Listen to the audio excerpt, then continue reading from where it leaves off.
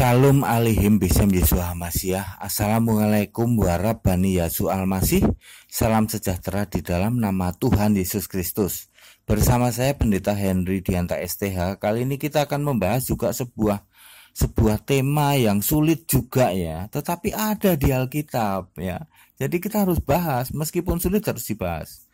Begini temanya: memberitakan Injil di dunia orang mati ya, atau memberitakan Injil di alam maut ya, dunia orang mati atau alam maut ya. Ternyata Alkitab itu menulis memberitakan Injil di alam maut ya. Loh, berarti setelah kita mati masih diberitakan Injil ya? Ya, tapi ada kondisi-kondisi tertentu. Mari kita lihat ya. 1 Petrus 3 ayat 19. Dan di dalam roh itu ia itu adalah Yesus, pergi memberitakan Injil kepada roh-roh yang di dalam penjara, yaitu ayat 20, kepada roh-roh mereka yang dahulu pada waktu Nuh tidak taat kepada Allah, ketika Allah tetap menanti dengan sabar waktu Nuh sedang mempersiapkan bahteranya, di mana hanya sedikit, yaitu 8 orang yang diselamatkan oleh air bah itu. 1 Petrus 4 ayat 6, itulah sebabnya Injil telah diberitakan juga kepada orang-orang mati, supaya mereka sama seperti semua manusia dihakimi secara badani, tetapi oleh roh dapat hidup menurut kehendak Allah. Nah, ini sebenarnya agak bertentangan sih. Dan sama seperti manusia, Ibrani 9 ayat 27, dan sama seperti manusia ditetapkan untuk mati hanya satu kali saja, dan sesudah itu dihakimi, demikian pula Kristus hanya satu kali saja mengorbankan dirinya untuk menanggung dosa banyak orang. Sesudah itu ia akan menyatakan dirinya satu kali lagi tanpa penanggung dosa untuk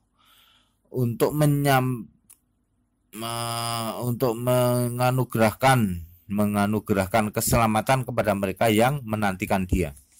Saudara-saudara, ada clue yang tidak boleh dilewatkan, dan ini mutlak, yaitu pergi memberitakan ke Injil dunia orang mati itu yang melakukan hanya Yesus, bukan kita, sama sekali bukan kita, hanya Yesus. Itu clue pertama, yang melakukan penginjilan kepada dunia orang mati atau ke alam maut itu hanya Yesus. Clue kedua, ini penginjilan khusus untuk orang-orang zaman Nuh yang dimusnahkan dengan air bah. Memang untuk itu tok, tidak ada untuk lain ya toh. Yesus hanya satu kali melakukan penginjilan di dunia orang mati khusus untuk orang-orang yang dimusnahkan zaman Nuh. Ya, kita menganalogikan gini andekan pada zaman Nuh itu penduduk dunia itu anggap saja ada 2.008.000 orang. Waktu itu waktu zaman Nuh, seluruh dunia ini ternyata penduduknya cuma 2 juta lebih 8 orang. 8 orang diselamatkan. Maka yang 2 juta inilah yang diinjili oleh Yesus. Khusus orang-orang zaman Nuh yang dimusnahkan dengan air itu. Karena ayat Alkitabnya ngomong begitu ya.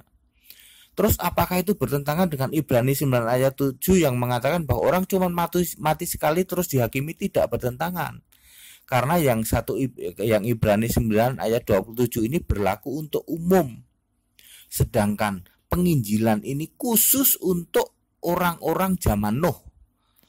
Ya, roh-roh pada zaman Nuh.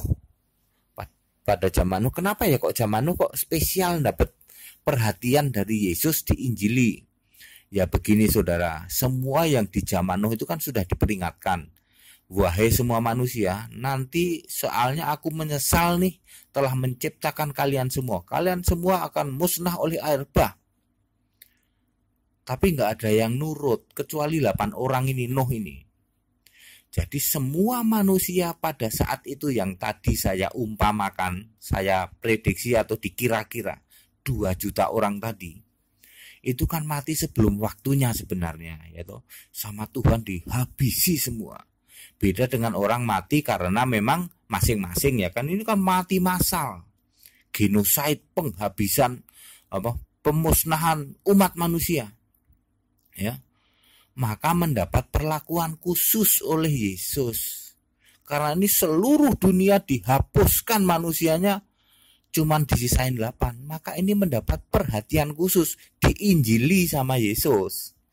Kapan nginjilinya? Pada waktu Yesus mati disalib, rohnya masuk ke Hades atau ke dunia orang mati atau ke alam maut. Itu yang ada di Lukas 16 ayat 23. Orang kaya yang masuk ke alam maut dan menderita itu, nah di situ itu. Makanya Yesus bisa cerita alam maut kan, karena dia pernah datang ke situ pada waktu yang 3 hari dia mati dikubur.